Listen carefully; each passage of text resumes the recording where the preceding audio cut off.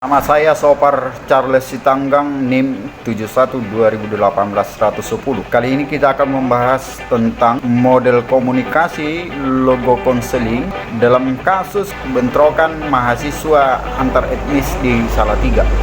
Ratusan mahasiswa Universitas Kristen Satya Wacana Salatiga, Jawa Tengah ditangkap petugas Polres Semarang setelah terlibat tawuran dengan warga di kawasan wisata Kopeng, Kabupaten Semarang. Dalam tawuran tersebut, 3 warga mengalami luka di kepala. Diduga tawuran terjadi lantaran para mahasiswa yang mengadakan pesta wisuda dengan pesta miras tidak terima ditegur warga karena membuat onar. Salatiga memang merupakan salah satu kota kecil yang dihuni banyak kalangan dari pelajar atau mahasiswa dari berbagai daerah di Indonesia. Tercatat ada sekitar 19 etnis besar yang sekarang ini ada di Salatiga. Ke-19 etnis besar tersebut bisa kita rincikan. Yang pertama dari Papua, 2 etnis Dayak, 3 etnis Jawa, 4 Ambon, 5 Sumba, ke-6 Ternate, ke-7 Lampung, ke-8 Timor itu termasuk Rote, Alor, Flores, yang ke-9 Minangkabau, ke-10 dari Batak yang termasuk Karo, Toba, Simalungun, ke-11 Minahasa, ke-12 Bali, ke-13 Toraja, ke-14 Sangir, dan ke-15 Tionghoa,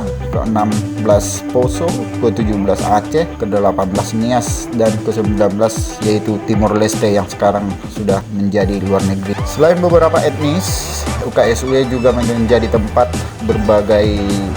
bertemunya berbagai agama yang ada di Indonesia seperti Kristen, Islam, Katolik, Hindu, Buddha, Kopti. Jadi dari situlah sehingga sering dimunculkan bahwa UKSW itu menjadi sebuah Indonesia mini.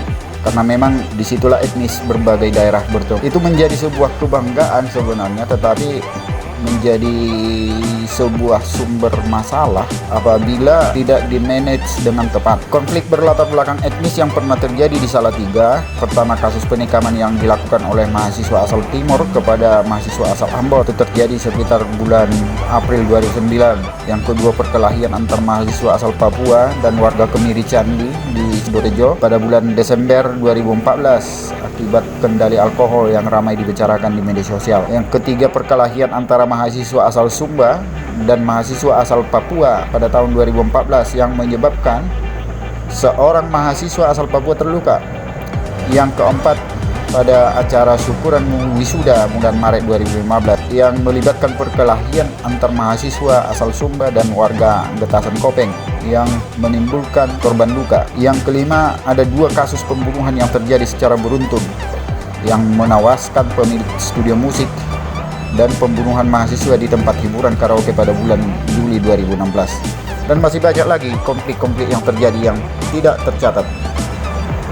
Nah, dari situ kita akan melihat dari segi model komunikasi logo konseling dalam program mahasiswa etnis di Salatiga. Kita akan melihat tujuan dari logo konseling. Tujuan dari logo konseling dapat dijabarkan. Yang pertama, tujuannya adalah untuk memahami adanya potensi dan sumber daya rohaniah yang secara universal ada pada setiap orang, terlepas dari ras, keyakinan, dan agama yang dianutnya. Yang kedua, tujuan dari logo konseling menyadari bahwa sumber-sumber potensi itu sering ditekan, terhambat, dan diabaikan, bahkan terlupakan. Yang ketiga, memanfaatkan daya-daya tersebut untuk bangkit kembali dari penderitaan, untuk mampu tegak kokoh menghadapi berbagai kendala, dan secara sadar mengembangkan diri untuk meraih kualitas hidup yang lebih bermakna. Nah, kita akan melihat model logo konseling pendampingan sesuai dengan kasus di atas. Ada beberapa teknik yang dapat diaplikasikan dalam logo konseling sesuai dengan kasus bentrokan antar mahasiswa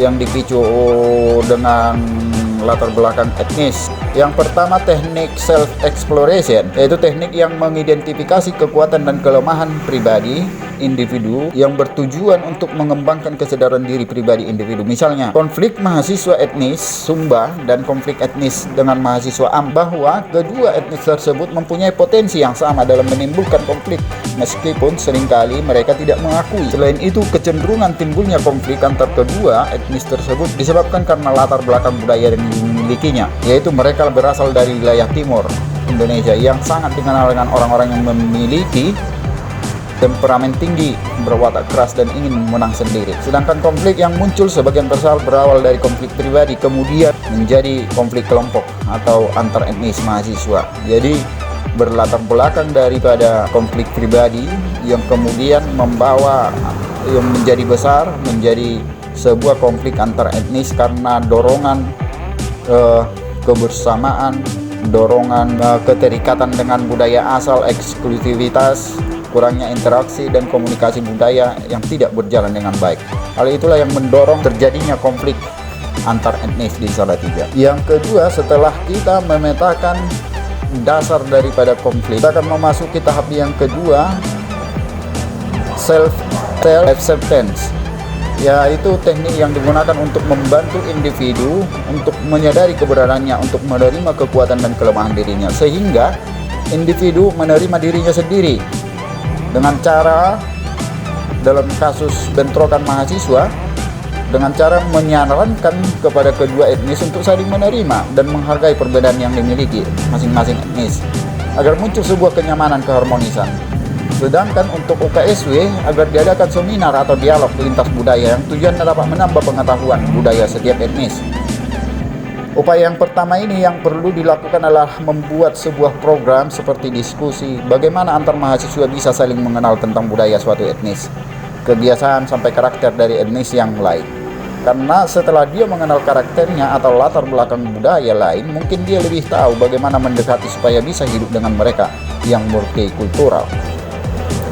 Tahap yang ketiga yaitu self-detachment, yaitu teknik untuk mengajak mahasiswa berpikir dan membayangkan untuk melawan perasaan negatif pada dirinya, sehingga dengan tegas menyatakan perasaannya yang sebenarnya. Dalam tahap ini, individu berperilaku dan bertindak berdasarkan standar, aspirasi, tujuan, atau penilaian orang lain, mencakup standar bersikap, standar berbicara, standar mengatur, dan lain-lain, sehingga mereka dapat mengembangkan harapan yang realistis untuk ketegasan diri pribadi. Dalam tahap self-detachment, kita melihat kasus bentrokan antar mahasiswa di Salatiga dengan cara bagaimana setiap individu untuk berperilaku setelah mereka mengenal budaya-budaya lain dari etnis lain, maka setiap individu harus berperilaku dan bertindak berdasarkan standar. Jadi gaya, sikap bicara, atau standarnya berbicara atau dalam berperilaku, mereka dapat menyesuaikan sesuai dengan kondisi yang mereka hadapi, yaitu dalam cakupan multikultural. Tahap yang keempat, self transcendence, yaitu teknik yang digunakan untuk membantu klien atau mahasiswa untuk mencurahkan perhatiannya pada hal-hal yang positif dan bermanfaat, sehingga ia mampu mengembangkan seperangkat nilai keikatan diri, melakukan berbagai kegiatan nyata yang terarah guna mencapai makna hidup, makna dan tujuan hidup. Berangkat dari perbedaan latar belakang budaya yang memicu timbulnya konflik, maka teknik yang dapat dilakukan adalah dengan mengembangkan seperangkat nilai keikatan diri dengan adaptasi antar budaya mahasiswa. Adaptasi antar budaya merupakan suatu proses penyesuaian diri untuk memperoleh kenyamanan berada di suatu lingkungan. Teknik pendekatan yang kelima yaitu attitude modification. Attitude modification yaitu teknik yang dilakukan untuk membantu mahasiswa mengembangkan sikap yang tepat dan positif terhadap berbagai kondisi yang kurang menguntungkan. Dalam hal ini, mahasiswa dapat memikul tanggung jawab diri, menggambarkan figur pribadi individu dalam menempatkan diri sesuai dengan tugas dan perannya sebagai seorang mahasiswa untuk memikul tanggung jawabnya untuk mengemban tugasnya dan mengemban prinsip-prinsip untuk masa depan yang lebih baik. Jadi proses penyadaran ini adalah teknik untuk membantu mereka mengembangkan sikap yang tepat dan positif. Yang keenam, self-integrity. Self-integrity merupakan logo pendampingan membantu setiap individu dalam mengintegrasikan berbagai hal dan latar belakang masalah dalam suatu pengembangan diri, sehingga orang tersebut dapat memiliki identitas dirinya. Jadi sebagai identitas dirinya yang hidup dalam lingkungan berbagai budaya, maka mereka harus dapat disadarkan dengan pengembangan diri sehingga ia dapat memiliki identitas diri yang baru, yaitu orang yang berada di tengah-tengah budaya dan kultur orang lain. Teknik pendekatan yang ketujuh adalah meaning of life.